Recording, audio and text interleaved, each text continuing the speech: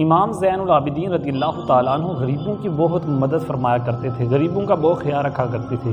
यहाँ तक कि आपकी सीरत की किताबों में मिलता है कि जब इमाम ज़ैनुल आबिदीन रज़ियल्लाहु ताला अन्हु का इंतकाल हुआ ना, तो 100 ऐसे घर जिनके घर में इमाम ज़ैनुल आबिदीन रज़ियल्लाहु ताला अन्हु राशन पहुँचाया करते थे, उनकी ज़रूरत को पूरा करने के लिए रोज़ाना अपने जो है पीठ पे सामान लाते, खाने पीने का सामान लाते, और उनके 100 गरीब घर जो गुर्बत की चक्की में पिस रहे थे, उनकी ज़रूरतों को पूरा करने के लिए इमाम खुद अपने कंधे पर सामान लाद कर उनके घर पहुँचाया करते थे। यहाँ तक कि आप छुप के अपने आप को छुपा के बस अंधेरे में रातों रात उनके घर में राशन पहुँचा दिया करते थे। लोग बड़े जो है खुश थे, यार देखो एक बंदा आता है, हमें रोज़ माल दे जाता है, खाने पीने का सामान दे जाता है, ना हमसे कुछ मांगता है, ना किसी चीज़ का सवाल बदले में करता है, रोज़ आता है, राशन देता है, राशन दे के चला जाता है।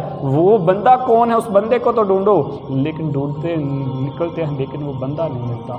कौन यार अल्लाह का इतना नेक बनता है जो रोज़ आके हमें माल दे जाता है। इमाम ज़ैनुल आबिदीन का इंतकाल हुआ तो लोगों ने परेशान हो गए, बाहर निकले, तलाश तो करें यार, अब 2-4 दिन 10 दिन गुजर गए, राशन नहीं मिल रहा।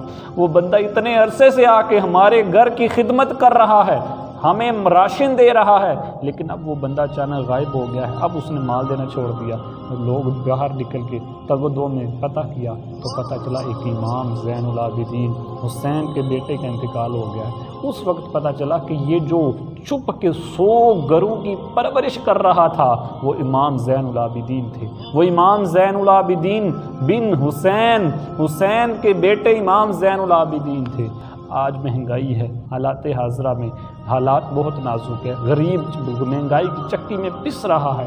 इमाम हुसैन से मोहब्बत करने वालों को ये उनके लिए लाजमी हो गया है कि वो भी इमाम ज़ैनुल आबिदीन के इमाम ज़ैनुल आबिदीन की सीरत पर अमल करते हुए गरीबों की मदद करें, गरीबों के घरों में छुप के राशन पहुँचाएँ, उनके घरों में छुप के जो है उनकी मदद करें। अल्लाह ताला हमें इमाम ज़ैनुल आबिदीन रज़ियल्लाहु ताला अन्हु की सीरत को अपनाने की तौफ़ीक़ अता फ़रमाए। आमीन बिजाहि नबी अमीन सल्लल्लाहु ताला अलैहि वसल्लम।